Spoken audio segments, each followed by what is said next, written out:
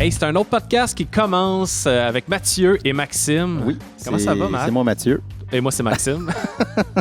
Ça va bien, toi? Hey, ça va très bien. Seigneur. Écoute, on a un bon mandat quand même qui nous attend pour cet épisode-là. Ah oui, hein?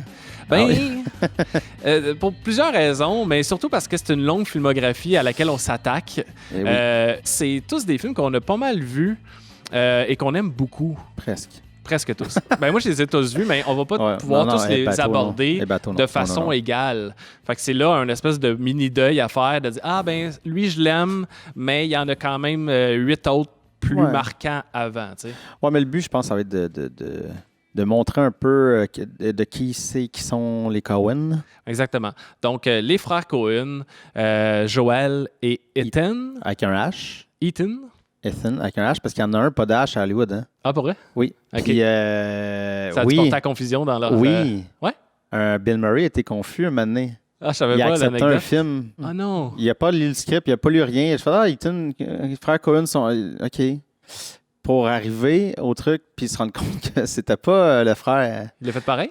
Ben, il avait déjà signé le contrat. Tout, c'était Garfield. OK. Il faisait la voix. Il faisait la voix. Ouais. Puis c'est ça. Mais lui, il a juste vu Ethan Coen. Ah, mais c'est les frères Coen, ça doit être bon. Même si c'est Garfield. Puis il a dit oui. Fait que, ouais, petite anecdote pour partir. Ah, c'est drôle, c'est drôle.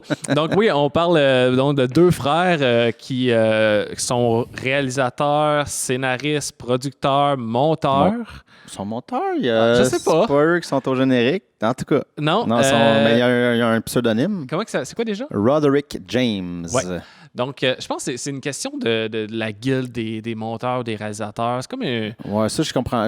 Moi, j'ai pas investi. Même chose pour être réalisateur. C'est tout le temps Joel, jusqu'au milieu des années 2000. C'est tout le temps lui qui est mis comme réalisateur et Ethan, il est producteur. Ouais. Mais les deux font toutes ces tâches-là. Mais ça, c'est juste de la papasserie parce c'est qu'ils font tout. Pour avoir vu beaucoup d'entrevues avec eux, ils écrivent ensemble, puis ils n'ont pas de méthode en plus. Ouais.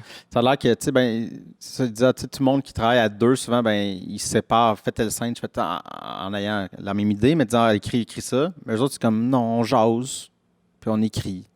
Ouais, ils ont vraiment l'air de faire une seule personne tellement, c'est des frères, ça aide, là, mais je veux dire, ils se connaissent, ils ont les mêmes référents. Puis ils chicanent pas, ça a l'air, c'est ça. Puis sur le plateau, c'est comme la directive peut venir d'un ou l'autre, c'est très fluide, c'est pas clair, un va arriver, fait ça, mais il empiète jamais, il va jamais. Si un a pris le lead, fait ça, l'autre va pas arriver pour faire, fait ça. Mm-hmm. Ça a l'air d'être clair, mais pas clair. les frères Coen, ça a l'air d'être deux bébites à travailler avec eux autres. Avoir vu bien des entrevues, je sais que tu en as écouté beaucoup. Ils n'aiment pas faire des entrevues, puis je pense qu'ils jouent beaucoup sur cette aux ligne-là. Gars louches, pas clair, lousse. Ils veulent pas trop donner les clés ou les explications d'une telle puis d'une telle affaire. Ouais, c'est comme bien des réalisateurs, remarque. Donc, oui, ils sont originaires du Minnesota et puis ils ont commencé au début des années 80. On dirait que tu vois un film de frères Coen, tu sais que c'est de eux, mais c'est dur quand même à expliquer parce que c'est peut-être pas tant au niveau de la forme, contrairement à des Tarantino, des Wes Anderson, que c'est assez marqué par le cadrage, alors que eux... Mais ça l'est, mais pas, ça saute pas aux yeux. Ça saute pas aux yeux, c'est beaucoup dans les personnages, dans le scénario. Ils naviguent entre le drame et les comédies. Des fois, ils mélangent les deux. Souvent, ils mélangent les deux, mais je veux dire qu'ils font tout ça. Quand c'est une comédie puis un drame, tu fais, mais c'est un film des frères Coen pareil. Même si tu ris ou que tu ris pas, tu fais OK, oui, c'est ça. Puis on va rentrer dans le film tantôt, mais tu arrives avec un No Country for Old Men qui est leur plus sérieux, qui est leur plus violent. Ben, ils en ont des violents, là, mais lui, il est vraiment dans ta face parce que il y a pas d'humour, très presque peu. Pas, il y a comme des petits sourires ici et là, mais même à ça, tu fais, ben oui. Inside Llewyn Davis, là, je veux dire, c'est pas une comédie, c'est pas un thriller, c'est vraiment plus un drame musical, dans l'univers du folk début des années 60, mais ça ressemble pas à grand-chose qu'ils ont fait avant, tu sais. Fait qu'ils aiment ça se réinventer, alors que des fois, on a vraiment l'impression que c'est la même histoire sur 2 films qui sont séparés par 10 ans d'intervalle. Parce qu'ils ont leur pattern, mais toujours de façon assez originale. Tu sais, on s'entend, ils aiment beaucoup le film noir, ils s'inspirent beaucoup de ça. Je pense que des certains genres. Ils ont beaucoup écouté ça, je pense, dans leur jeunesse, là, parce qu'ils ont vraiment l'air d'avoir été influencés par justement les histoires qui mélangent un peu justement le kidnapping, les rançons, les criminels de bas étage, les quiproquos. Dans le truc que tu as écouté, qui est sur YouTube, vous pouvez voir une super belle entrevue qui est menée par Guillermo del Toro. Mais il en parle un peu au début de leur influence quand ils étaient jeunes, parce qu'il n'y avait pas tant accès à une salle de cinéma, puis eux, leur éveil, c'était par la télé, les films qui jouaient à la télé, puis c'était programmé, mettons, c'est un genre de Télé-Québec du Minnesota, de leur coin, là, qui programmait des films, puis c'est ça, tu sais, mettons, c'était le film du samedi, mais c'était jamais la même qualité. Tu sais, c'est que des fois, tu avais un film série B, un peu boboche, mais tu sais, film en noir et blanc, néo-noir, tu sais, de détective, mais poche. Mais eux, ils trouvaient un plaisir là-dedans. Tu sais, t'es jeune, t'aimes ça, puis il y a un côté un peu décalé, qu'eux qui ont aimé, tu sais, l'espèce de personnage, tu sais, comme Butler. Puis après ça, la semaine d'après, ça pouvait être un grand film du cinéma. Fait qu'ils ont vu comme les deux, mais tout s'est mêlé dans leur tête. Tu sais, l'espèce de... Ouais. Ben, il disait qu'il écoutait beaucoup The Third Man, Dr. Strangelove, puis l'autre, c'est de... Je vais le retrouver, là, mais qui écoutait beaucoup avant de filmer. Il se retapait ces films-là. Le conformisme. OK. Fait que, je pense que c'est là que ça s'est placé. Fait que c'est pour ça qu'ils jouent des fois sur une ligne de genre. Tu sais, ils ont comme pas la prétention de vouloir faire du film de Cannes, des grosses... Non, vraiment pas. C'est pas tant c'est pas leur but. Ils veulent avoir du plaisir, mais tu vois qu'ils aiment ça jouer un peu avec les attentes. On fait un film, puis après ça, on s'en va faire une comédie un peu niaiseuse, entre guillemets, mais on s'entend, ça reste quand même intello, là, mais il y a des niveaux dans leur truc. Ouais. Si on revient plus à leur début de carrière, on dirait qu'ils étaient en exploration sur les différents styles. Ils ont comme enchaîné 4 films de suite qui ne se ressemblaient pas vraiment l'un. Avec du recul, on reconnaît des similitudes, là, puis il y a déjà les bourgeons un peu de ce qu'allait devenir leur cinéma. Mais il y a quand même, ils ont commencé avec Blood Simple, tu l'as vu? Non, je me suis pas tapé les 2 premiers. Mais Blood Simple, qui est 1984, Frances McDormand, que là, on va sûrement citer souvent parce que elle a joué dans beaucoup des films des frères Coen, puis c'est la conjointe de Joel. Elle commençait au cinéma. Il n'y a pas beaucoup d'acteurs qu'on connaît dans ce film-là de nos yeux d'aujourd'hui. En tout cas, moi, à mon âge, j'ai pas beaucoup de référents. Il y avait Emmett Walsh qui était là-dedans. Oui, Emmett Walsh. Lui, c'est le seul qui était connu, qui était dans des trucs, là, télé. Mais tu sais, je pense pas que. Puis qui est bon là-dedans. Il est très bon, il fait peut-être le premier vrai personnage des frères Coen. Je l'ai entendu dans l'entrevue, mais je le pensais aussi. Puis j'étais comme, ben oui, tellement, parce que les personnages sont somme toute assez sérieux, tu sais, mystérieux dans ce film-là, Blood Simple. Mais tu as lui, là, qui est un peu comme John Goodman a fait avec plusieurs de ses personnages par la suite. Il est grossier, il est comme très caricaturé, tu sais. Et pour expliquer un peu, on est vraiment dans le film noir, un tenancier de bar dont son employé a une relation avec sa femme, donc il va engager quelqu'un pour le tuer, pour les tuer les deux en fait. Et ça fait vraiment un très bon film. On dirait qu'ils ont une certaine maturité déjà à cette époque-là. Il faut dire qu'il s'attenait beaucoup avec Sam Raimi. Oui, ben c'est ça. Il avait travaillé sur Evil Dead. Evil Dead. Ben Joel avait travaillé sur Evil Dead. Il a commencé en montage. Ils ont fait du montage avec un autre femme qui faisait beaucoup de montage de films d'horreur. C'est là qu'ils ont appris le montage. Parce que ça, les Coen, moi, je pense, un des trucs les plus importants, c'est le montage. Ouais. Ils sont tellement forts en montage. Et justement, c'est un truc qui est comme dur à expliquer, qui est dur à... Tu sais, quand on parlait du style, tu sais, qui est moins tape à l'œil ou les clés pour faire comme c'est du Coen, mais c'est souvent le montage. Parce que le montage qui ressort pour n'importe qui est évident à raconter, c'est des split screens, c'est des affaires de même, des jump cuts. Très... Mais eux, ça sera pas nécessairement là-dedans. Ça peut être un montage qui peut être lent, mais au niveau du son, au niveau de où tu coupes, qu'est-ce que tu vois, qu'est-ce que tu entends. C'est ça le montage, c'est vraiment la manipulation un peu plus que tu vois pas les fils. Oui, c'est ça. Puis tu vois qu'ils ont vraiment étudié les dialogues et l'action, ils ont deux façons différentes de monter ces scènes-là, mais là, c'est que ça tombe dans le technique, puis même là, c'est ça, je veux pas m'éterniser, mais tu sais, quand on fait de la base, le champ contre champ, ça veut dire que là, mettons, tu aurais une caméra sur toi, il y a une caméra sur moi. Ouais. Fait que là, on se parle depuis tantôt, puis là, il y aurait un jeu de tu coupes, mais tu coupes quand? Parce que des fois, comme là, tu parles pas, mais tu hoches la tête, est-ce qu'on le montre? Ouais, Ou on reste sur moi? Mais c'est les choix qu'ils font, et ils ont un rythme qui s'installe, qui vient souvent soutenir le... Ils ont deux voix, soit la comédie ou le drame. Ouais, Ils n'ont pas le même montage pour Des fois, dans les deux cas, c'est du malaise, mais ils n'ont pas la même façon de monter. Si c'est un malaise pour te faire rire, parce qu'il y a un délai, des fois, comme quelqu'un va dire de quoi, tu coupes à l'autre, il y a un délai parce qu'il est juste comme OK. Mais tu sais, c'est ça. Mais c'est le rythme de ça et c'est tout en douceur, fait que c'est pas quelque chose qu'on voit rapidement. En tout cas, il faut vraiment porter attention, le regarder plusieurs fois, mais c'est je pense, une de leurs plus grandes forces dans leur arsenal. Ouais. Roderick James. Excellent monteur. Excellent monteur, ouais.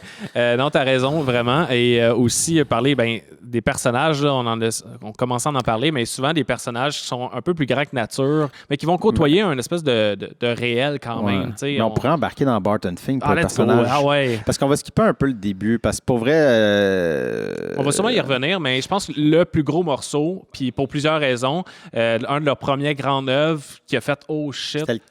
C'est leur quatrième film en 1991, là où Deacon arrive dans l'équation aussi. C'est pas étranger aussi à tout ça. Parce que Deakins a amené quelque chose beaucoup à la caméra, a compris leur style et l'a poussé plus loin. Je vais juste mettre en contexte Barton Fink pour ceux qui ne connaîtraient pas le film. En fait, ça parle d'un dramaturge new-yorkais qui va être... 40. Oui, c'est vrai. On est pendant la Deuxième Guerre mondiale, il faut le dire quand même. Qui va être... il y a un contrat pour écrire un film de catch, un film de lutte à Hollywood. Donc, il ne connaît pas ce sport-là. Il ne connaît pas les sports. Enfin, il ne s'intéresse pas à grand-chose d'autre qu'au théâtre. Là. Et il ne connaît pas le cinéma. Donc, il arrive dans un tout autre monde, dans un hôtel miteux, devant sa machine à écrire, et là, le syndrome de la page blanche, le syndrome de l'imposteur. Il est confronté à des personnages. John Goodman, qui est son voisin, une espèce de gars d'assurance, mais un peu louche, vraiment smart, mais... jovial agressif. Donc, c'est ça. Et ça leur a valu la Palme d'Or.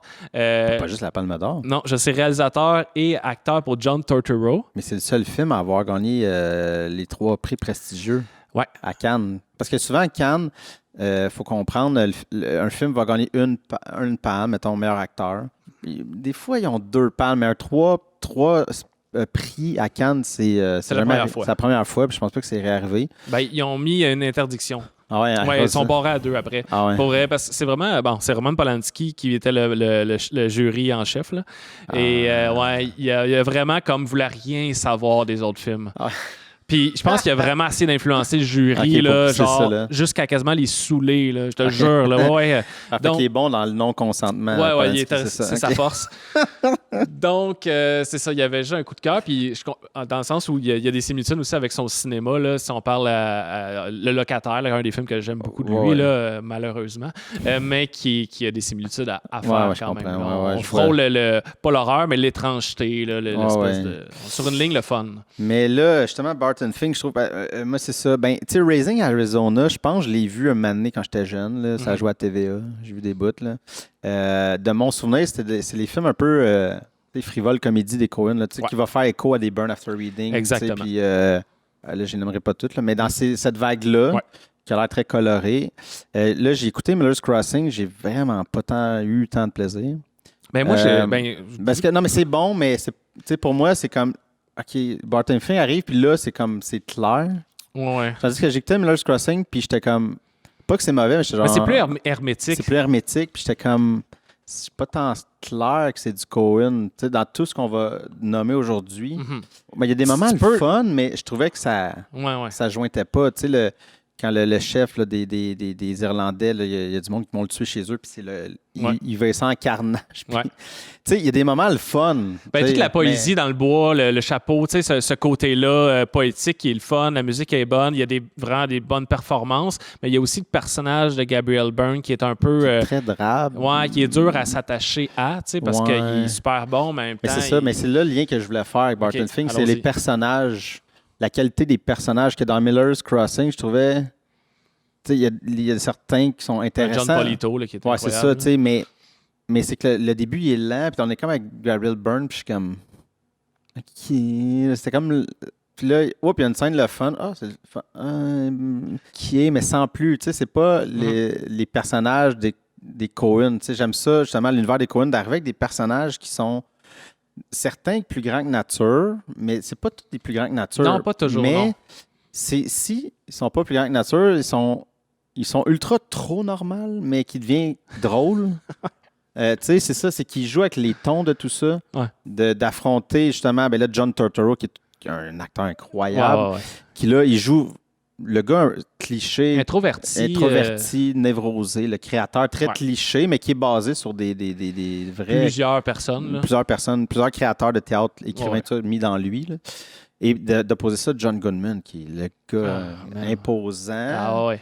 Fait que là, tu arrives vraiment dans leur univers, le fun. Là tu es comme, OK, là, on a du plaisir. C'est drôle, mais en même temps, ils nous virent tout le temps ça. T'sais, là, on tombe dans les subtilités de tout ce qu'ils ont fait après. Là.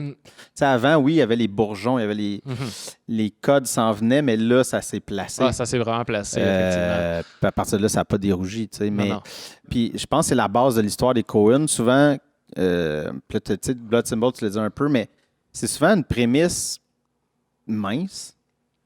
Souvent. Mais là, parce qu'il y a beaucoup de films, fait que on généralise. Ouais, là, c'est ça.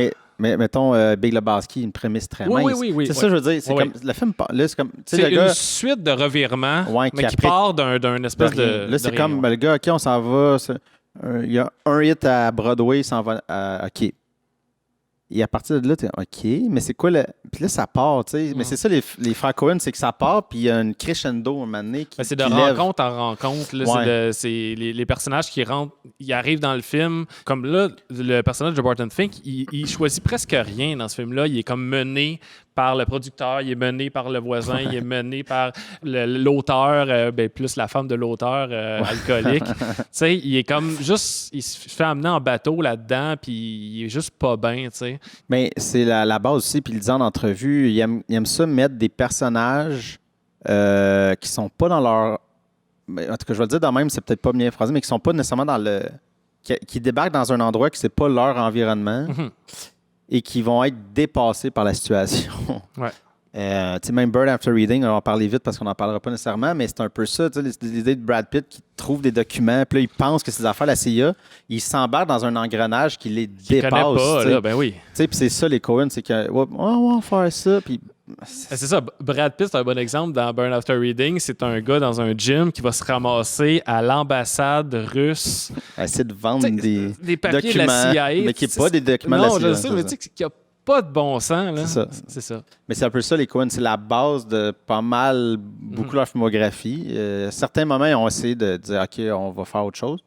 Mais ça reste ça, puis c'est hyper payant. Ouais. C'est qu'avec ça, tu as souvent quelqu'un du fait qu'il se fait dépasser par les événements, ben, tu as beaucoup d'humour là-dedans et ou beaucoup de drame en même temps parce que tu fais comme, mais c'est pas tant. Mais souvent, c'est des personnes pas tant le fun, mais qui méritent pas nécessairement leur sort non plus. Tu sais, fait qu'il y a comme une question éthique weird, tu sais. Ouais, d'empathie pour les personnages. Parce que même, tu sais, Barton Fink, quand tu regardes ça, lui, c'est ça, il arrête pas de dire, moi, tu sais, le théâtre, puis moi, je suis un écrivain du peuple. Puis le peuple, mais. Il écoute personne. Mais il est tout sauf le peuple. Il est tout sauf il ça. Il est super, tout le temps bien en smoking. Tu sais, après qu'il sort de sa pièce, il s'en va dans un truc, puis c'est que la haute société, puis il est comme, moi, je parle du peuple. Le peuple.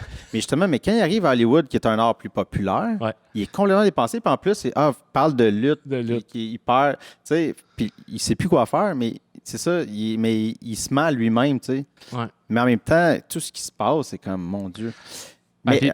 Mais là, Vas-y. je sais pas si on embarque là-dedans, mais Je les sais pas. significations de Barton Fink. là. Barton Fink, il faut parler de les lieux, puis ça, ça revient. Les lieux sont un personnage souvent. Des fois, c'est la ville au complet, des fois, c'est une pièce. Ouais. Mais là, c'est vraiment l'hôtel ou sa chambre. Tu sais, il y a un énorme travail, tu sais, plus mature, fait sur le son et la patience dans le montage, la tapisserie qui décolle, un maringouin, un son qui est isolé, qu'on va juste entendre ce son-là. Mais là, c'est parce que moi, j'ai envie de parler avec toi, mais je sais pas si c'est un. On va parler de spoil, là.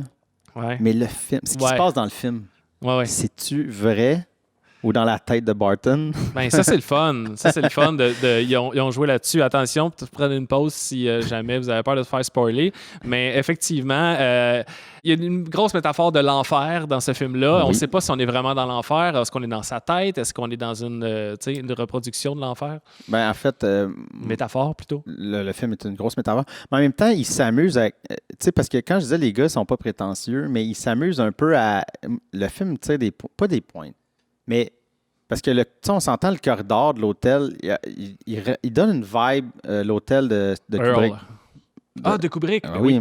Overlook. L'espèce de. Mais parce que l'espèce de truc très. Tu sais, la synchronicité, tout est égal. Il y a quelque chose de Kubrick très comme maniaque. Droit asymétrique, ouais. Puis, pas qu'ils se moquent de ça, parce que l'affaire, c'est que leur cinéma n'est pas ça. Mais il y a comme une prétention. Ils flottent avec une espèce de prétention qu'ils n'ont pas. Mhm. Mais je pense qu'il y avait comme un petit tu sais, on est intello. Tu sais, ils s'amusaient avec les codes, mais puis l'affaire aussi qui est importante, c'est qu'à ce moment-là, il était en train. Il avait commencé à écrire. Juste avant, ils ont écrit Miller's Crossing, ils ont pris une pause Ouais. parce que là, il y avait le syndrome de la page blanche, ça leur C'est arrive ça. souvent, de toute façon, de Ouais. faire ça. Et là, ils ont écrit Barton Fink, qui Mais c'est parle ça. de ça, un peu de Mais c'est ça. Mais l'idée, c'est qu'ils ont transposé l'enfer qu'ils vivaient de pas être capable de finir le film. sur un enfer un peu plus comme au pied de la lettre. Ouais, là. c'est ça. Mais le gros truc qui fait que un moment donné, je m'en étais pas rendu, parce que moi je l'avais vu là, très longtemps, là, je l'ai réécouté là. Mhm. Parce qu'un moment donné, il est dans la chambre, puis il entend la chambre voisine qui font Mhm. l'amour. Ouais. Puis il écoute au mur. Mhm. Mais le mur qui écoute, là, Ouais. c'est la salle de bain l'autre bord. Ouais, c'est chez eux. C'est pas la chambre. Ouais, c'est vrai. Fait que c'est là que ça a amplifié mon affaire de OK, ouais, c'est dans sa tête, les sons. Tout est il est vraiment juste dans sa chambre d'hôtel en train de virer fou. Mhm. J'adore ce film-là, dans mes préférés de tous les films, puis pour plein de raisons. Mais tu sais, tout le background de la guerre mondiale qui est pas super là, mais vers la fin, là, tu vois le producteur qui commence à être, il va Comme un s'enrôler, caporal, là, un qui s'en va, caporal. ouais. T'es Il y a- réquisitionné pour Il y la a guerre. tout ça. Le film prend une espèce de switch vers la fin avec tout ce qu'on essaye de ne pas dire, mais qui devient vraiment sur un autre ton complètement. Tu sais, on est comme dans le film, dans le drame historique / comédie noire / plein d'affaires. Tu sais.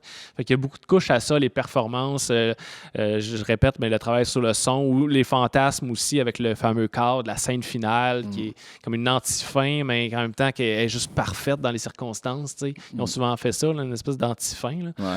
La sonnette, quand il sonne à Ah. l'hôtel, ça me fait tellement rire. Ouais. C'est juste comme, ils vont étirer le son, tu sais, une sonnette de comptoir, Ouais. ding, mais Ding. elle va durer jusqu'à temps que tu l'entendes presque plus, mais finalement, tu l'entends encore parce que Chet, qui est joué par Steve Buscemi, va l'arrêter, puis là, tu te rends compte que tu l'entendais Ouais. encore.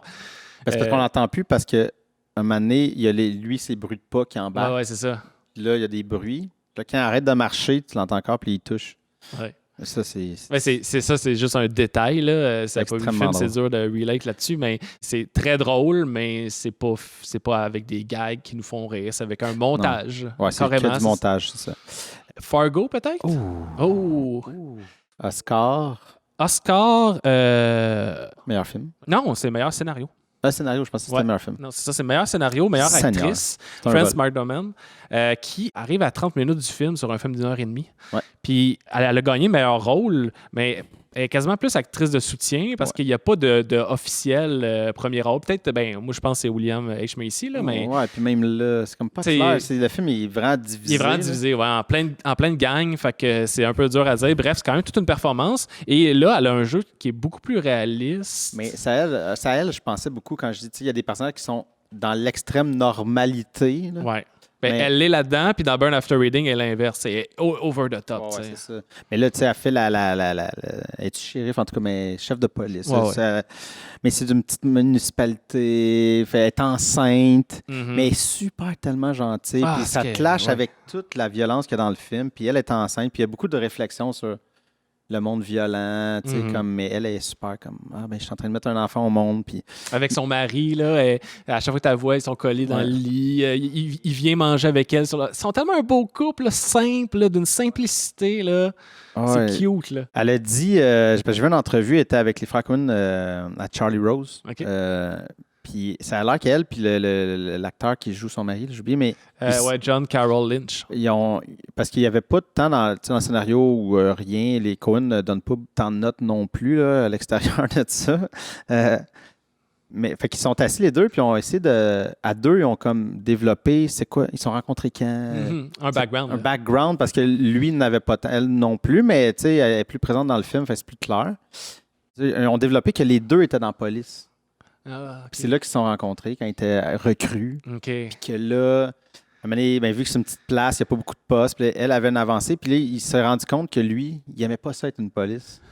Fait qu'il a comme laissé le poste, ou en tout cas, tu sais, elle l'a Ouais. eu, puis il a fait, je vais m'en Il a aller. sacrifié sa carrière pour Puis il faire fait de la autre chose. peinture, je Ouais. pense, dans le film, c'est ça. Puis lui, il a décidé, je vais faire ce que j'aime. Puis il est comme parti. Puis il y avait comme un truc très aimant, très Ah ouais, genre. c'est- Ces deux personnages sont là-dedans, très comme, ils s'aiment, des gros câlins. Puis ça clash avec l'espèce de kidnapping Ah ouais. qui a aucun bon sens. Là, on est dans. Et les frères Coen, puis juste pour revenir, parce que le podcast de Deakins, il a reçu Joel Coen. Oui. Ils ont beaucoup parlé de Fargo. Puis ça a l'air que Fargo, il n'y avait pas beaucoup de budget. Mhm. L'autre film avant avait floppé un peu. Là, c'était Sucker Proxy. Sucker Proxy, que le studio, puis eux, ils pensaient que ça allait être un hit, puis que Ouais, ça n'a ben, pas marché. Ça n'a pas marché. Puis là, à partir de là, ils ont dit on a arrêté, parce qu'on clairement, on ne sait pas c'est quoi un hit. Là, parce Ouais, que ouais. des films qui ont vraiment marché, ils ont eu des films qui ont fait beaucoup d'argent pour des petits films. Ouais. Puis tu sais jamais. Ouais. Quand l'écrivain était comme tout le monde va s'en foutre. Ben, de leur ça. film qui a le plus marché, c'est True Grit. Ouais, c'est ça. C'est vraiment loin d'être mon préféré. là. Non, c'est ça. Puis, mais il y en a d'autres tu sais, qui ont fait. Parce qu'ils n'ont pas des gros budgets. Fait que, tu sais, c'est Mhm. pas nécessairement que c'est un méga hit à la Blockbuster, Ouais, mais ouais. qu'ils ont rentré dans leur argent en une couple de masse. fois. Tu sais. Ouais. Mais c'était jamais. En tout cas, puis là, fait que Fargo a eu moins d'argent. Mais en même temps, ça venait avec l'esthétique. Ils étaient comme. Ils ont parlé à tout le monde. Puis ils étaient comme, tu sais, les décors, on veut pas de décors. Et tout ce que vous avez comme idée, faites-les pas. Faut que ce soit laid. genre. Tu sais, tous vos réflexes de design. Non. Ah ouais. Faut que ce soit comme au Minnesota dans les années whatever. Puis que C'est ça- fin 80. On est vraiment dans un réalisme fou. Là, Ah tu sais, ouais. on est dans la cuisine de la famille à William H. Macy, là, avec le fils qui mange des céréales. Là, tu sais, c'est l'impression d'être dans un chalet bien normal de ces années-là. Là, tu sais, c'est... Et pour revenir, tu sais, ce que je disais tantôt avec Kubrick, là, que Kubrick, tu sais, il est dans la vague des gars qui faisaient des takes, la précision du truc. Puis Fargo, les Coen ne sont pas là-dedans en partant. Puis Deakins en parlait beaucoup parce que. Puis il disait Fargo, là, il dit là, vous m'avez fait sauter des coches, là. Parce que ça a l'air, des fois, il faisait une take. Puis là, les Coen étaient OK, c'est bon. Puis il était en train de fermer l'éclairage. Puis là, Deakins se retournait, puis il était comme, oh, non, on en fait une deuxième, Wow. Puis là, non, c'est correct, on a ce qu'on a besoin. Puis ils filment pas de coverage, rarement. Tu sais, OK. c'est qu'ils vont chercher les takes qu'ils ont besoin, mais ils font pas de. On en filme plus. On en filme plus, ou on large, va être sûr, on va filmer l'autre. de réaction. Non, c'est comme, non, c'est comme, Mm. non, c'est vrai, on arrête.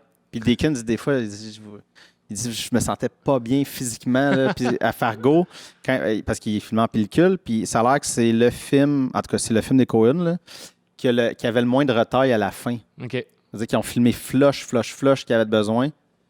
Puis là, il capotait parce qu'il dit vous allez manquer de stock. Là. Vous allez manquer de Ouais. stock. Il battait. Non, c'est correct. Mais tu sais, vu qu'ils faisaient le montage, tu sais, c'est eux qui écrivent, ils réalisent, puis ils font le montage. Ils ont puis une là, vision ça claire. faisait plusieurs là. films. Fait que t'es comme non, T'sais, on a ce qu'on a besoin, c'est tout. Inquiète-toi pas. L'ouverture, c'est comme dans la voiture, dans la neige. On prend notre temps, des landscapes. Là, ils font souvent ça, là, installer le lieu. Ouais. Low Country, c'est la même chose, mais on est dans le désert. Mais là, c'est vraiment ça. Avec la musique, je la trouve tellement bonne. Je veux dire, c'est peut-être ma préférée dans toutes les Coen. Parce que des fois, elle n'est pas marquante, elle est bonne. Elle supporte le film, puis c'est ça sa job. Mais celle-là, les coups, là, je ne pourrais pas l'imiter, mais alors, j'avais un petit frisson quand même. Elle arrive au début, puis la fin, cette tune-là. Puis tu vois que bon, ben, le char, il passe. Après ça, tu as un plan plus large. Il passe encore. Un plan de la neige, un plan de l'affiche. Fargo, ça va durer une bonne minute, 2 minutes, 3 minutes avec un premier dialogue. Ils savaient là, qu'il allait le monter de même, j'imagine. T'sais. Ouais, puis à un moment donné, Dickens, il a demandé, il a dit, mais là, pour vrai, là, quand vous étiez en montage, est-ce qu'à un moment donné, vous avez comme. Y a-t-il un moment, puis là, il a fait. Ouais, pour être honnête, il y a un petit moment qu'on a stressé. Un peu stressé. Mais je pense qu'ils ont triché, ils ont pris une take d'ailleurs. Puis Moi, je veux parler du personnage de William H. Macy là-dedans, qui est un peu un archétype qu'on revoit souvent, mais. Qui d'ailleurs, je vais juste te couper une petite bulle, mais il voulait pas William H. Macy au début. Ah, lui a insisté pour jouer. Mais il était venu pour un autre, puis eux, ils n'avaient pas casté, puis c'est lui qui a fait. Je veux l'essayer parce que dans leur tête, c'était pas la description, c'était pas ça, physique. C'était plus grand, bedonnant, un peu John Goodman, mais loser. Puis il était comme, je veux l'essayer. Puis il l'a essayé, puis en fait, oh shit, ok, non, là. Parfait. L'espèce de menteur, de gars qui se peinture dans le coin. Moi, c'est vraiment ça, là, l'expression que je pourrais mieux qualifier de ce personnage-là, puis qu'on revoit souvent. Puis je pense que c'est ce qui me fait le plus rire dans le cinéma, le personnage qui pense pas aux conséquences de ses actes. Ouais, ça, mais c'est purement Cohen. C'est il purement se fait Cohen. dépasser par bien des affaires. Ah oui, puis c'est pas une mauvaise personne. C'est juste qu'il y a des bonnes intentions, mais il y a des espèces d'idées de cabochon qui poussent trop loin, puis il mesure pas l'impact de tout ça. Il est pris là-dedans, puis il est fini.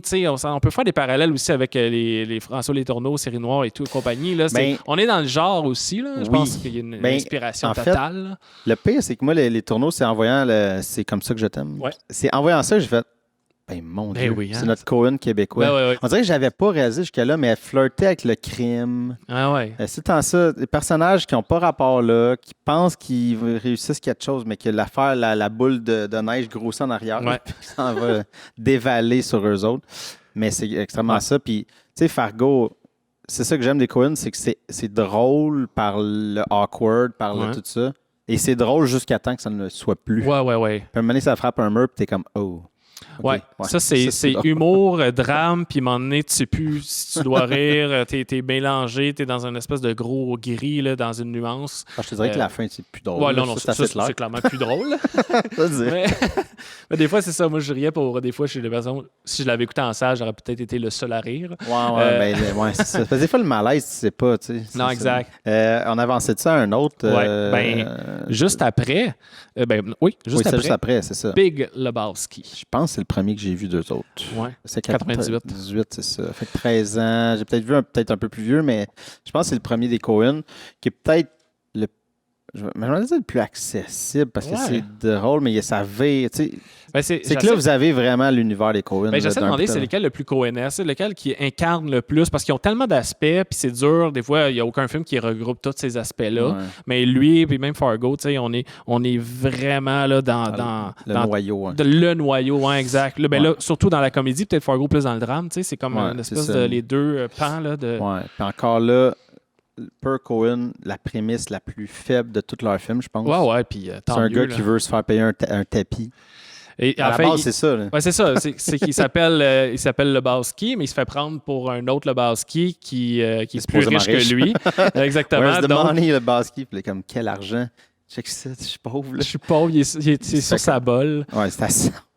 Donc, il y a quelqu'un. Donc, ils vont uriner sur son tapis, ils veulent une rançon, on se rend compte que c'est pas le bon Lebowski. Et lui, il en fait une vendetta. Je veux un tapis, je veux. Mais c'est surtout à cause de Walter, qui est joué par John Goodman, qui, lui, est peut-être un des meilleurs personnages de toute leur filmographie. Mais là-dedans, écoute, les personnages sont magiques. Ils sont tous bons, là, Jesus, je veux dire. Même des personnages qui sont pas là longtemps, ils marquent quand même l'écran. Donnie qui dit pas un mot, il se fait tout le temps se faire dire de fermer sa gueule à chaque fois qu'il parle.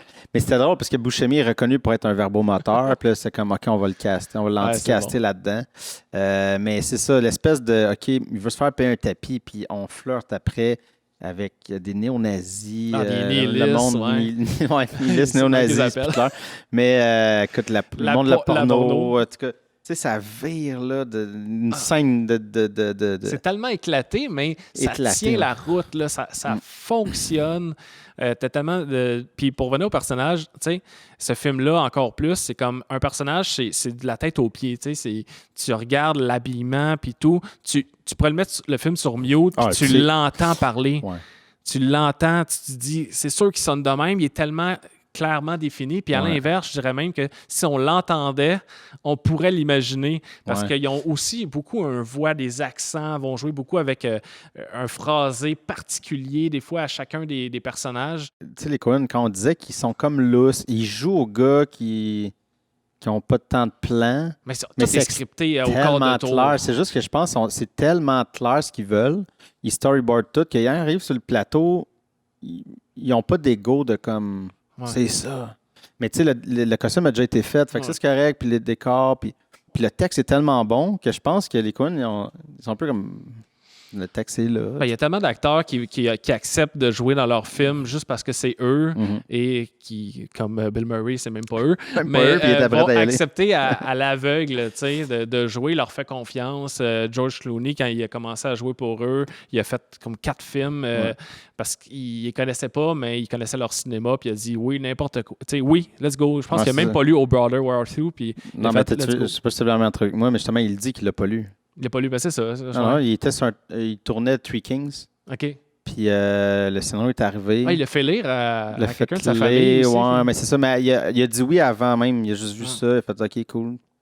Puis ça a l'air. Le colonel disait ça a l'air mon agent, il voulait pas. Mais Big Lebowski, c'est ça, les costumes parlent énormément. Tu sais, la personne de Julianne Moore là-dedans aussi, là, de l'artiste qui peint nu, suspendu au plafond. Ouais. C'est trop drôle. Oui, c'est parfait. Mais moi, ça, je voulais revenir. J'ai retrouvé mon idée pour les costumes. Cool. Mais puis pour tout, c'est que les Coen. Parce que justement, tu regardes les costumes, puis des fois, tu pourrais te dire, ça peut être cliché. Parce que des fois, quand tu dis, on habille quelqu'un, comme tu as dit, puis je mets sous mute, puis je sais comment il parle, mais tu dis, ben, on joue avec des clichés parce qu'il faut que les gens aient les codes, mais il y a quelque chose qui file jamais. Cliché, même si, ben, ils n'ont pas le choix d'utiliser des codes, qui est le dude, qui est le gars, un ancien hippie, là, mais il est en sandales à l'épicerie, en robe de chambre, tu sais. Ouais, tu sais, il a tout le temps un White Russian dans les mains, il se fait un drink qui est vraiment... à l'inverse du martini de James Bond, là, qui est vraiment pas fancy, là, puis qui en a dans la moustache quand il boit, tu sais. ça me ferait. Puis les moments musicaux aussi sont forts, tu sais. Il y a comme, on dirait, au milieu du film, là, c'est quasiment un vidéoclip, là. Mais ça fonctionne très bien, c'est super beau. On est vraiment plus dans le fantasme là, du dude, là. C'est comme un petit chef-d'œuvre en plein milieu d'un grand film, anyway, là. C'est ça. Fait que c'est à voir si l'avait raté. À revoir aussi, hein, je pense que plusieurs fois. Vraiment. Écoute, on va faire un bon saut, puis si jamais il y a des trucs qu'on a oublié, on reviendra, mais il y a faut quand même parler de No Country for Old Men. Ben, on n'a pas le choix. On n'a pas le choix. Parce que pour moi, écoute, c'est-tu ton préféré, c'est mon préféré. Ouais, OK. Mon préféré. Ah ouais, moi je trouve que c'est leur... Mais c'est ça, mais c'est le film qui est le moins drôle, en fait, qui est pas drôle. Non, Fait que c'est pas, tu sais, Coen-esque, c'est dur à dire, là, on vient de parler de, tu sais, Fargo, Big Lebowski, mais, tu sais, No Country me fait capoter à un autre niveau, là, la maîtrise, il y a comme une maturité à... Ben, je pense que c'est là que la maturité, ben, il est bon. On peut pas dire que c'est immature, là, les films qu'on vient de parler, mais ils ont comme pogné un autre level parce que ils sortaient d'une période qu'on n'a pas parlé pour certaines raisons, dans le sens Intolerable Cruelty, Lady Killer. C'est pas tellement marquant, on s'en rappelle plus vraiment, mais le film qui a suivi, c'est un de leurs plus grands chefs-d'œuvre. Ouais. On dirait que, je sais pas, là, les films qui vont suivre jusqu'à Inside Llewyn, là, on est vraiment dans un autre step de leur carrière, là, sur le plan visuel puis sur le plan de tout, là, même du scénario. Tu sentais que Deakins aussi commençait à pousser l'enveloppe. D'ailleurs, c'est Deakins qui les a semi-forcés de faire ce film-là parce qu'il était en train de l'écrire. Je pense que c'était une commande du studio, mais il ne pensait pas le réaliser. Lui, il dit qu'il est un méga fan de Cormac McCarthy, Deakins. Il dit, moi, j'ai lu tous ses livres puis des nombreuses fois. Puis quand il a su que les Coen écrivaient puis qu'il n'était pas sûr de réaliser, il les a appelés. Il était comme, yo, faites-le. Puis eux, t'es comme, ah ouais, t'es sûr, c'est pas tant notre genre. Non, on le fait. Yo, je l'ai en tête. Puis t'es comme, OK. Mais c'est ça, mais... Il les a forcés à faire ce film-là, mais tu sens que Deakins aussi, il a steppé up. Ouais. Il a poussé aussi sa colo avec eux autres. Puis justement, je voulais parler un peu de ça parce que les Coen sont très forts. Quand ils font du drame, ils désaturent beaucoup les couleurs. Ouais. Puis quand ils font de l'humour, c'est extrêmement saturé, très coloré. Ouais. Et fait que là, on est dans quelque chose qui est désaturé. Mm-hmm. Mais pour aller taper dans le désert, le sable, le Mm-hmm. côté brun, beige. Ouais. Fait que tout est délavé. Fait qu'on dirait quasiment qu'il y a du sable sur tout, que tout est sale, tu sais. Mm-hmm. Puis là, tu réunis 3 acteurs. Mais tu sais, Josh Brolin aussi, à cette époque-là, il était pas... commençait, là. Ouais, c'est ça. Ben, Il commençait. Il était a dans les commencé Goonies, jeune, là, là, mais il était pas pro, sérieux. Puis il a travaillé fort. Les Coen ne le voulaient Ouais. pas. Mais est-ce que c'était pas clair? Il en parlait parce que Brolin aussi, dans le podcast de Deakins, lui, il capotait sur Cormac McCarthy. Il avait lu ce livre-là. lui aussi. Il était comme... Il avait entendu les Coen le font. Lui, il parlait à tout le monde. Puis il était « Yo, je veux être dans ce film-là. Genre, vous comprenez pas, je vais être là. » Puis il dit, ce personnage-là, je l'ai lu le livre, je peux le faire, je le comprends, je sais c'est qui. Mais là, puis lui, il est en train de shooter avec Rodriguez. OK. Probablement Roadhouse, le film d'horreur. Grindhouse? Grindhouse, c'est ça. Je pense qu'il était là-dedans. Ouais, ça se peut. C'est là-dedans, en tout Ça cas. se peut. Mais il était avec Rodriguez. Puis là, à un moment donné, il essayait d'achaler, mais il ne pouvait pas se rendre aux auditions. Puis là, on a fait, ben, envoie un tape. Ah, OK. Fait que là, il a demandé à Rodriguez, ça te tente-tu, genre? Ça, je savais que Tarantino Rodriguez l'avait aidé, là. Puis là, ils ont filmé. Là, je fais une grosse anecdote, mais je trouvais ça intéressant. Puis là, Rodriguez s'est dit, mais là, on est en train de tourner un film, on a genre une Alexa. Je te filme l'audition avec ça. Il a filmé l'audition, puis Tarantino, il est venu, puis c'est Tarantino qui a éclairé. Le meilleur démo ever. Là, c'est ça, il dit, là, je suis comme une démo rasée par Rodriguez, éclairée par Tarantino. Puis ça a l'air qu'il a envoyé le tape, puis le mémo qui est revenu, c'est comme, yo, c'est qui a allumé, c'est qui a éclairé ça? Puis il a dit, il n'y avait aucune note sur ma performance. Puis là, j'étais juste comme, bon, ben, ils me veulent crissement pas. Fait que là, c'est drôle. pour après avoir un autre mémo de, ouais, viens-t'en, on va te revoir une deuxième fois, puis... C'est un film qui n'a pas beaucoup d'humour, mais c'est un film qui a beaucoup de tension. Puis Et c'est super. Alors là, on faut parler de Anton Chigurh. Oui. Qui est le personnage de Xavier Bardem, qui vraiment... Ben moi, je ne le connaissais pas beaucoup avant ce film-là. Là. Même si je replonge dans sa filmographie, je pense que c'est en tout cas, c'est les premières fois qu'on le voyait vraiment, surtout aux États-Unis. Oui, c'est ça, en dehors. Tu sais, parce que il y avait, ce qu'il avait mis sur la map, c'était un film espagnol ou portugais, La mer intérieure, Ouais. mais je pense que c'est espagnol, I guess. Mm-hmm. Que, tu sais, il y avait eu des échos juste plus tard à Cannes, tu sais, puis sa performance, tu sais, il avait gagné des prix un peu partout, fait que ça l'a mis sur la map mondiale, mais moi aussi, c'est ça, tu sais, ce bout-là, je suis putain sûr, tu sais, évidemment, ce film-là a été comme... Ouais, exact.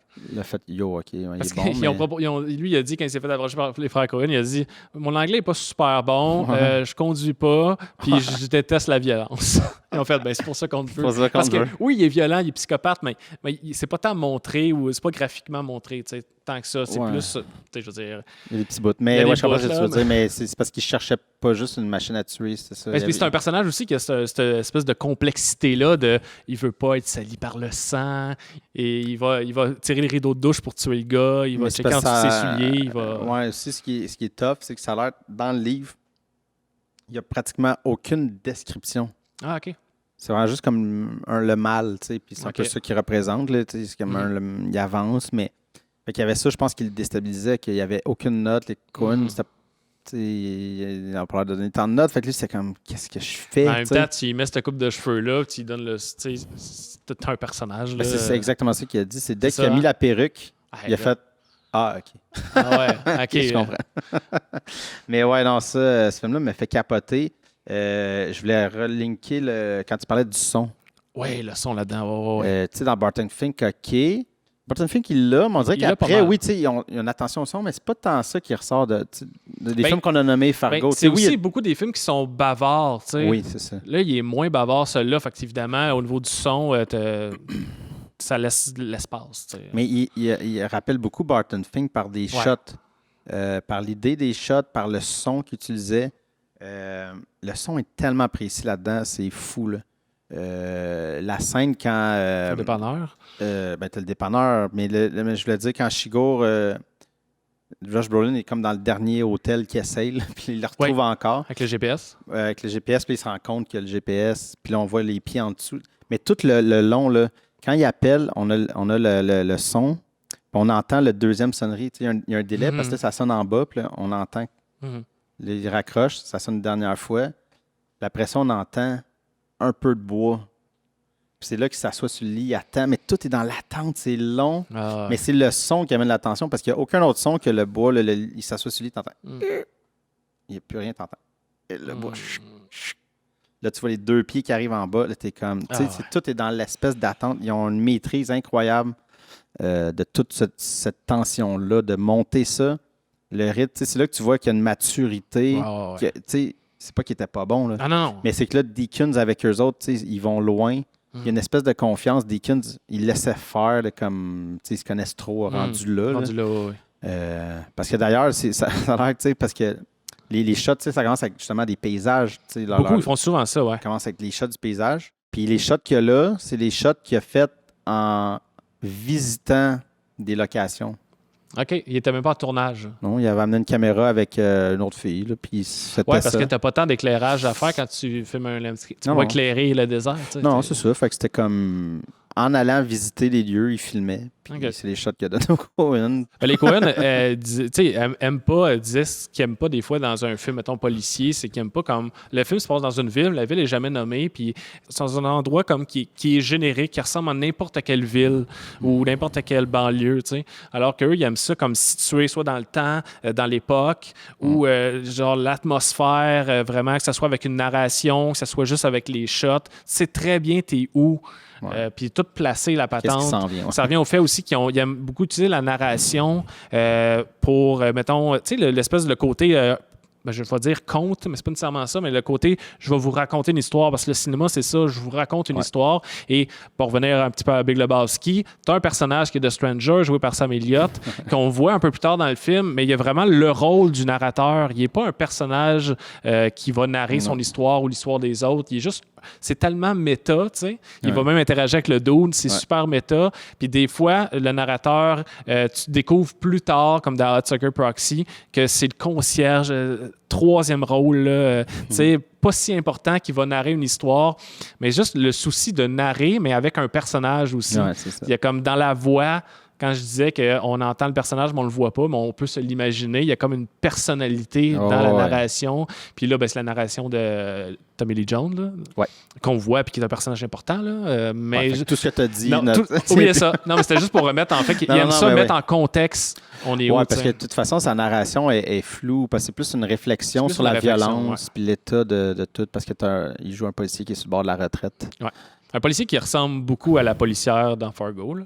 Ouais, mais qui n'a plus de joie de vivre, lui. Non. Parce que c'est parce qu'elle est en train de mettre un enfant au monde. Elle a comme un espoir, mais lui, il est juste vieux, fatigué. Ouais, j'avoue, là-dessus, c'est très contrasté, mais dans l'espèce de... Ouais, je comprends. L'espèce... groundé, là. Ouais, il est groundé, puis il est un peu dépassé. Juste comme... Pourquoi tant de violence? Il est comme tanné. Là. Je suis tanné, je vais être chez nous. Là. Beaucoup de qualité à ce film-là qui a remporté 4 Oscars, dont meilleur film. Et je pense que c'était comme quasiment un record. C'était pas un record, mais depuis James Cameron, c'est la première fois que la même personne, mais là, dans ce cas-ci, c'est un duo, avait produit, réalisé, monté et scénarisé un film qui a gagné l'Oscar du meilleur film. C'est ça. Écoute, on va passer tout de suite, on fait un autre petit saut à quand même un film qui, pour moi, a été un gros coup de cœur dans leur plus récent, dans la dernière décennie, Inside Llewyn Davis. C'est-tu le dernier bon? Ben, c'est sûr qu'après, il y a eu... Oui, honnêtement. El Caesar a suivi, qui était malheureusement, j'avais beaucoup d'espoir parce que la bande-annonce me faisait triper l'univers, c'est ça. Très coloré. Les acteurs, évidemment. Mais c'était pas ça. Il y a eu la Ballad of Buster Scruggs qui était directement Netflix. Qui est dans ma liste Netflix avec 58 000 autres. La liste s'allonge avec les années. Il y a des bonnes affaires là-dedans, mais c'est juste que c'est des scénettes, fait que c'est plusieurs histoires. Fait qu'on on dirait qu'on retrouve pas le long métrage, c'est plein de courts métrages. Fait que, ils sont un peu semi-reliés, là, mais je sais pas. Oui, il manque un film. Mais on va y aller avec Inside. On l'a dit un peu plus tôt dans le podcast, ce que j'ai mentionné, qui sort un peu de ce qu'ils ont fait, quoique O Brother est un petit peu le père de ce film-là pour le côté musical. Et là, évidemment, c'est peut-être la seule similitude, mais le folk country, on est un peu là-dedans aussi. Là. Oui, mais c'est la seule parce que O Brother est vraiment purement Coen-esque dans l'espèce de courbe, l'espèce de c'est un périple. En fait, que là aussi, il y a un périple, mais c'est dans ce que je veux dire, c'est que là, on est vraiment dans un anti-histoire, quasiment, un anti-tout, et il n'y a pas l'espèce de crescendo Coen-esque, nécessairement. On a les personnages sont pas tant colorés. Tu as le personnage de Llewyn Davis, mais tu sais, tout est très... on n'a pas de Deakins. Non.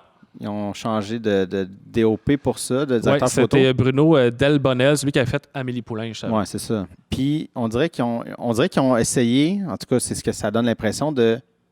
Voici, je ne sais pas ça fait combien de temps qu'on fait notre carrière, voici combien de films. On essaye de péter nos patterns. Ouais, vraiment.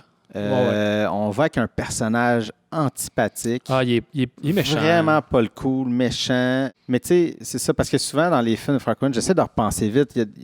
Les personnages principaux, il y en a-dessus qui sont pas tant, tu sais, ou à tout le moins attachants, tu sais, d'une certaine façon. Ils sont tous très charismatiques, tu sais, en ça. général. J'essaie de voir. Fait, mais là, lui, OK, il est pas fun. Il n'y aura pas l'espèce de crescendo. C'est, là, comme au Brother ou certains de leurs autres films, il y a une épopée, mais qui se passe à rien. Il est tout le temps en retard partout. Lui, il pense qu'il est une vedette ou qu'il devrait avoir le statut de vedette. Mais ça, c'est un peu Cohen-esque. L'idée qu'il y a quelque chose qui lui est dû. Puis la façon que la fin est loupée, que là, ça fait une cyclique. Là, très cyclique parce que c'est un personnage qui est pris dans un pattern. Il va jamais changer. Mais il y a quelque chose d'anti-Cohen-esque, mais qu'on trouve le fun pareil. Oui. Ben, puis le personnage a tellement plein d'opportunités de sortir de ce loop-là, si on pourrait dire. Il y a des perches pour améliorer ta vie, améliorer ta carrière, aller vers ça. Puis il dit non à tout parce qu'il pense juste à lui, puis il se pense trop bon, comme tu l'as dit. T'sais. Puis le lien aussi avec O'Brother, c'est que les deux, puis lui un peu moins, mais les deux sont inspirés de l'Odyssée d'Homère. Ouais, ben, surtout O'Brother, ça c'est clair, évidemment c'est crédité, tout.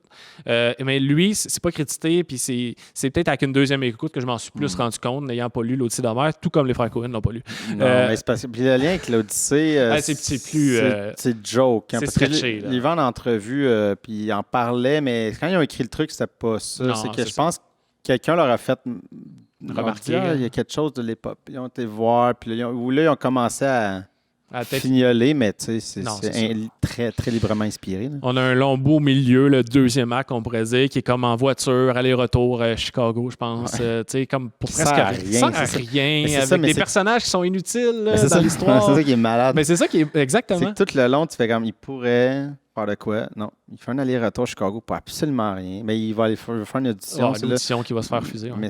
Puis quand il revient...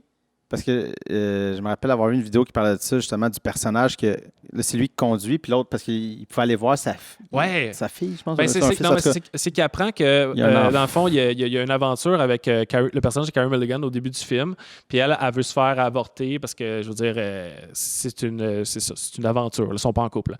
Puis là, il s'en va comme prendre le rendez-vous, quelque chose de même, puis il dit « Ah, vous me devez rien, monsieur Davis. Vous me devez rien. Tu sais, la dernière fois, de toute façon, elle s'est pas fait avorter, puis vous m'aviez payé pour rien. » Tu sais. Hein?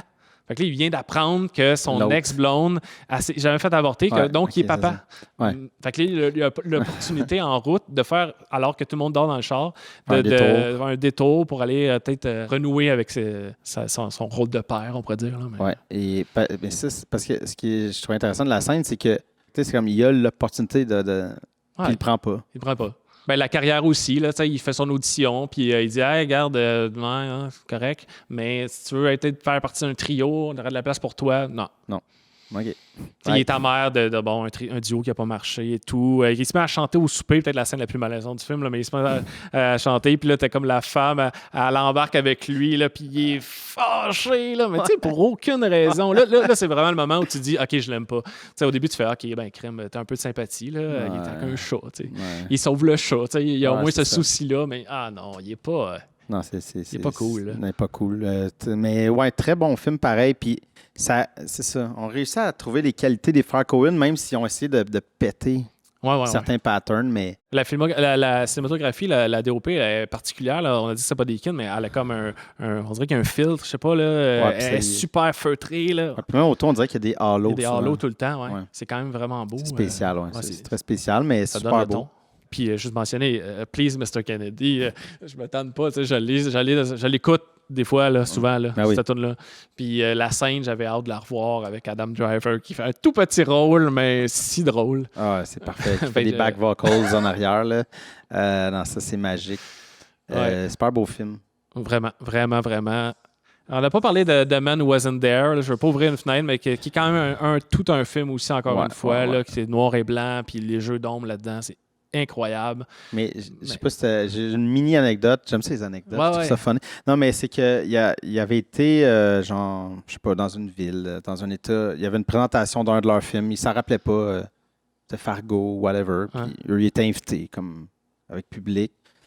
Puis là, ils ont rencontré le gouverneur de l'État, backstage. Puis là, j'aime bien vos films. Avez-vous quelque chose qui s'en vient? Ouais, ben on travaille sur de quoi, là? Puis là, il dit, ça parle de quoi? Ben, c'est l'histoire d'un barbier qui aurait aimé être un nettoyeur de linge. Puis là, il a dit, ça a l'air qu'il y a eu un long silence. Puis le gars, ben là, c'est en anglais, je vais essayer de traduire, mais il était comme, j'essaie vraiment fort présentement d'avoir l'air excité. C'est ça que le gouverneur leur a dit. Puis il était comme, ouais, c'est ça. Je comprends. C'est drôle, ça. Fait que c'est ça, l'histoire d'un gars qui se passe à rien. Puis il y en a un autre qu'on n'a pas parlé, puis c'est peut-être parce qu'il est sous-estimé, mais Serious Man, qui est quand même... J'ai pas vu encore. C'est le dernier qui me reste. Il faut que tu vois ça. C'est vraiment bon, mais tu sais, c'est sous-estimé parce que c'est moins sexy, tu sais, c'est moins... C'est plus personnel peut-être aussi au Coen parce que là, on est vraiment dans une famille juive à St. Louis, le Minnesota. Puis, comment il s'appelle? Stuback, là-dedans, Michael Stuback, qui est vraiment bon. Là. C'est un bon acteur. Lui. Très bon acteur. Puis peut-être plus philosophique un peu aussi. Écoute, c'est sûr qu'on pourrait tellement en parler longtemps. Mais je pense qu'on a fait quand même un bon wrap-up. Fait que, je m'en suis tapé 14 avant de faire celle-là. Fait que, écoute, parti comme je suis, peut-être faire les 4 derniers. Là. Peut-être c'était moi mes préférés, mais encore là, je vais aller découvrir. Parce que même si c'est un film mauvais, peut-être, un des moins bons des frères Coen, ça reste peut-être, s'il mettait dans la filmographie de quelqu'un d'autre, ça serait peut-être dans un top 5. Là. Exactement. C'est ça. Je pense que c'est ça. Bon, c'est couvre-feu bientôt, fait qu'on va aller se mettre à l'abri. OK. Bye. OK, ciao.